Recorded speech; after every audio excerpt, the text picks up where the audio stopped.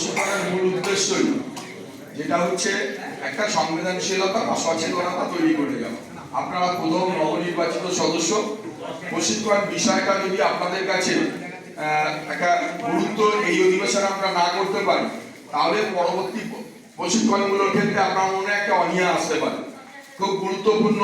দেখুন, প্রশিক্ষণ মানে একদম আমরা ছোট বাংলা কথা বলি, ভালো মানুষ তৈরি করা। অ্যাকচুয়ালি প্রশিক্ষণ মানে এখানে প্রচুর স্কিম, প্রচুর কিছু বলার আছে।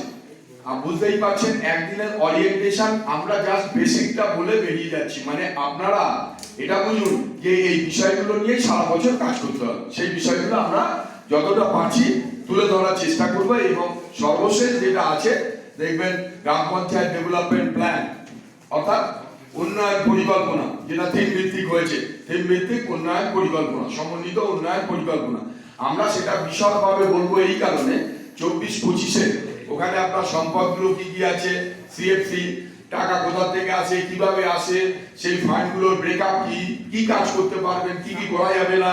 ঠিক এসএফসি, নতুন allotment, SFC state finance commission, এটা ঠিক সেই স্টেট ফিনান্স কমিশনটা কিভাবে আসে, কত টাকা পাবেন, কি করলে পাবেন, এপিএ করলে কোনটা পাবেন না, ওয়েসার না বাড়ালে পাবেন না। এই বিষয়গুলো নিয়ে আমরা তখন আলোচনা করব। এবং প্রশিক্ষণ হচ্ছে বুদ্ধি স্তরে, চেতনা স্তরে একটা ঘা দেওয়া। সেটা খুব কঠিন কাজ। এরকম একদিনের এত বড় অধিবেশনে দেওয়া সেটা সম্ভব নয়। অনেক গল্প, খেলা, অডিও, ভিডিও দেখিয়ে আমরা প্রশিক্ষণটা জয়ফুলি করে আপনাদের শোনানোর চেষ্টা করি। দেখুন, দুটো কান দিয়েছে, একটা মুখ দিয়েছে। আমরা সবসময় কথা বেশি বলি, শুনি কম। যেমন আমি যে কাজটা করছি এখন, খারাপ কাজটা, আপনাদের সুযোগ দিয়েছে ঈশ্বর ভালো কাজ করার, দুটো কান, কিন্তু অনেকেই শুনছি না। এছাড়া অনেকের মনটাই বাইরে রয়েছে, সেটা বাস্তব।